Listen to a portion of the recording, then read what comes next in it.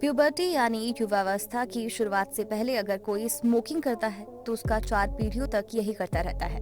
एक पीढ़ी उसकी और उसके बाद की 3 और पीढ़ियों तक। दुनिया में पहली बार ऐसी स्टडी हुई है जिसमें इस बात का खुलासा किया गया है कि धूम्रपान का असर कितनी पीढ़ियों तक रहता है। इसे ट्रांसजेनरेशनल इफेक्ट भी कहते हैं।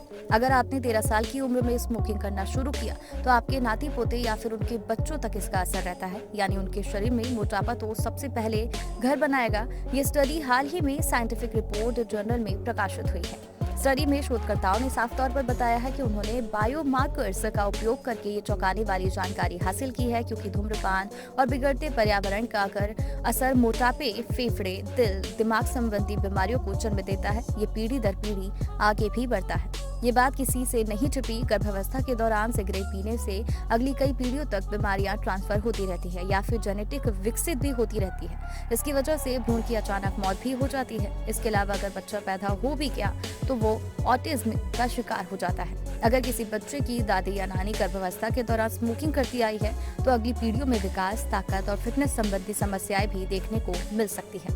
यूनिवर्सिटी ऑफ ब्रिस्टल के शोधकर्ताओं ने 90 के दशक के बच्चों पर स्टडी की।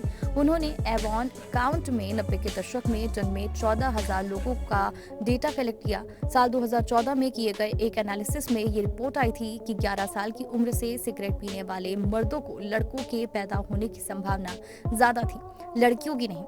लड़के भी मोटापे का शिकार बनने की पूरी आशंका थी। उनके बच्चे किशोरावस्था में भी ज्यादा बॉडी मास इंडेक्स यानी बीएमआई के साथ जीते। इससे पहले भी जो स्टडीज की गई उनमें कई नॉन जेनेटिक सिंगल्स मिले और जो पीढ़ी दर पीढ़ी आगे बढ़ते रहे। वर्तमान स्टडी ज्यादा विस्तृत है जिसमें कई आयामों की जांच की गई, जिसका परिणाम ये बताता है कि सिगरेट पीने का असर 4 पीढ़ियों तक रहता है।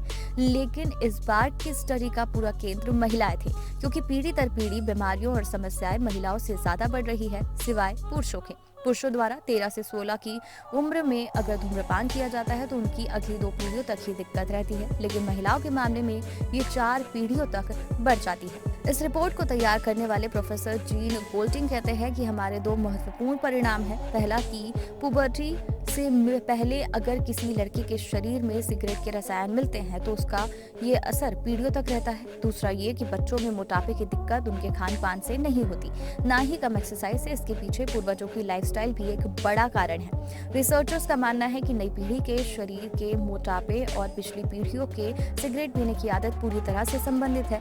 इसके पीछे कई अन्य फैक्टर्स भी होते हैं, जिसमें जेनेटिक्स, एपिजेनेटिक्स और पर्यावरणीय कारण भी शामिल है। इन सारी वजहों से अगली पीढ़ियों में मोटापे की दिक्कत देखी जाती है।